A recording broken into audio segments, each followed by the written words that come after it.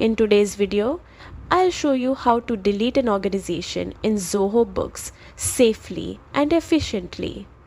Whether you're cleaning up old accounts or streamlining your records, this guide will make the process easy. Don't forget to like and subscribe for more Zoho Books tutorials. Start by logging into your Zoho Books account. On your dashboard, look at the top right corner where your organization name appears.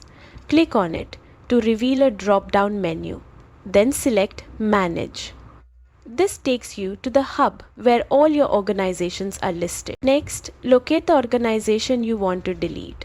Hover over its name and you'll see the More icon, 3 small dots.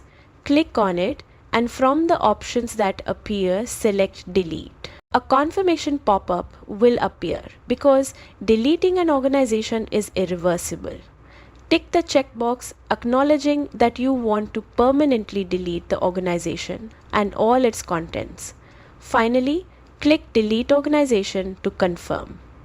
And that's it. The organization and all its data will be permanently removed from Zoho Books. Always double check before confirming since this action cannot be undone. Thanks for watching. Stay organized and keep your Zoho Books account clean.